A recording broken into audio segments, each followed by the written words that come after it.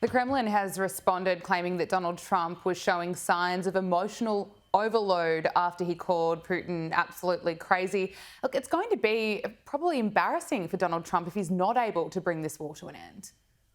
Well, yes, actually, you're very correct there, Gabriella, because one of the things he had said on the campaign trail was, I will end this war on day one, which was obviously something very measurable and something that certainly hasn't happened. I think it was far more complex than he or anyone in his team and staff recognized. A very complex issue. And I don't think that there's any end of this in any near term. I think it's only the sanctions that could actually start to move the needle. Hilary will return to speaking about other conflicts that are taking place around the world. But I have to get to this story about Macron because it is absolutely shocking. French President Emmanuel Macron has been assaulted by his wife, First Lady Brigitte Macron. Now, the incident where Brigitte appears to slap her husband has been caught on camera as their plane was about to disembark to Vietnam. This is the vision.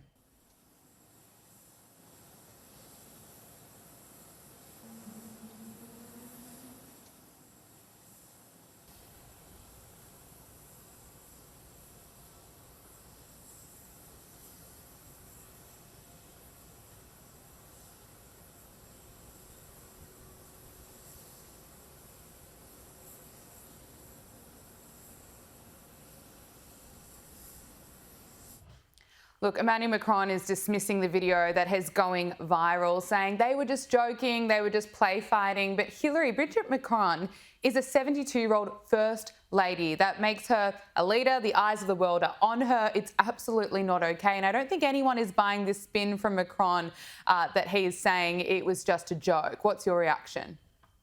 Well, if it had been just a joke, then they would have been giggling and holding hands and laughing down the steps all the way down there, the gangway, but they weren't. It was frigid. It was icy. She did not take his hand. He did not take hers. What I think is interesting is the way that there was the slap or the attempted slap, and he, looked aghast. He looked horrified. And then he quickly, immediately put on this fake camera-ready smile the moment that he saw all the photographers down at the end of that stair. So I think that tells everything, the way they came down with an icy steps there. Absolutely. Look, I'm in shock watching that vision. I think Brigitte Macron needs to address the incident, possibly apologise.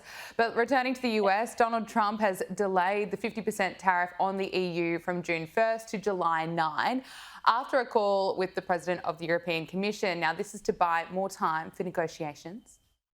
We had a very nice call, and I agreed to move it. I believe June 9th would be, July 9th would be the date. That was the date she requested. Could we move it from June 1st to July 9th?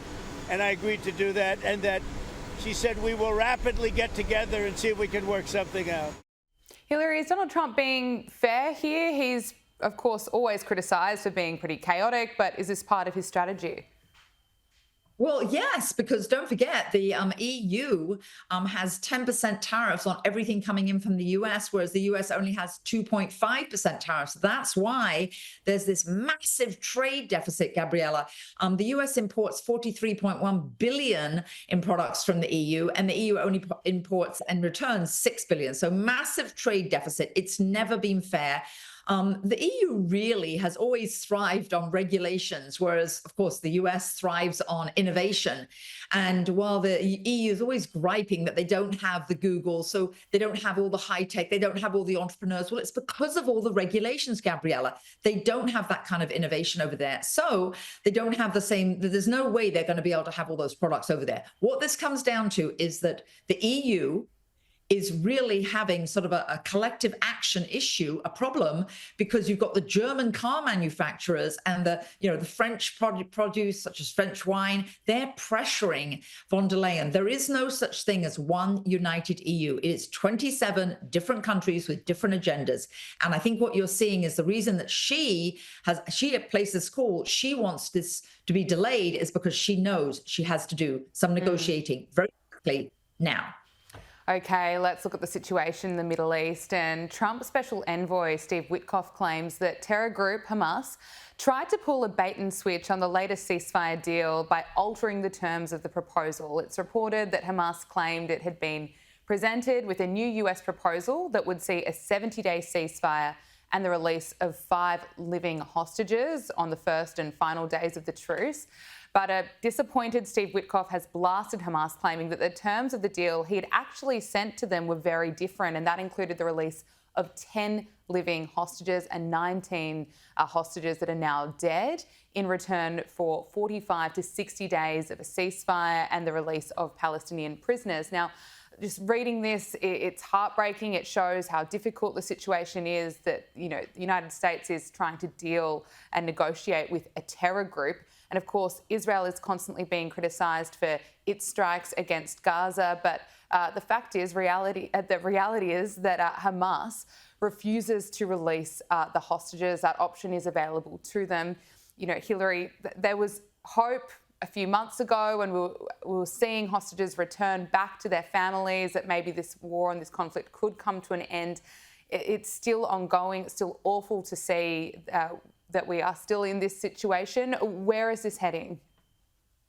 Well, Gabriella, that is a very good question. I don't know who knows the answer to that, because what I would say is obviously Netanyahu and the Israelis, what they want is they basically want to see, the Palestinians and Hamas obliterated, because they fear another October 7th. And why not?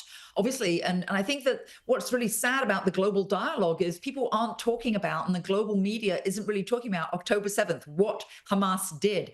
What I have heard and read is that the Palestinian people are very sick and tired of Hamas, because Hamas is taking any relief, any aid that comes in, they're just taking it for themselves. Now, back to the agreement, I just would say simply, there has been conflict, there have been wars, there has been all of this happening in the Middle East since the beginning of time. I don't see it ending anytime soon. And I think the Israelis are diametrically opposed to any kind of negotiation, and Hamas isn't to be trusted.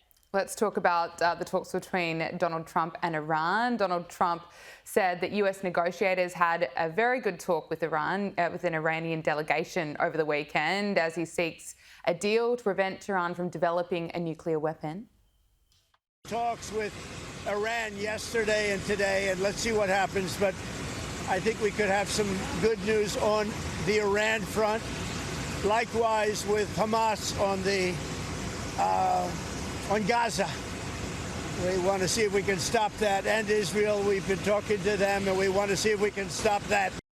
Now, since returning to office, Donald Trump has revived his maximum pressure campaign on Iran, backing talks but warning of military action if diplomacy fails.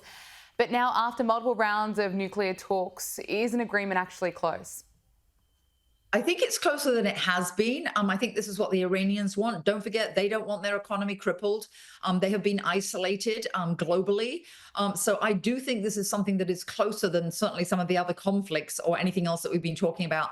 So I think that there is hope on this front, although what they don't want to do is the very thing that President Trump wants, which is no nuclear development. No further nuclear development. That has to come to an end. And of course, that is the sticking point. If they'll concede on that, do you think we'll see some progress? Yes.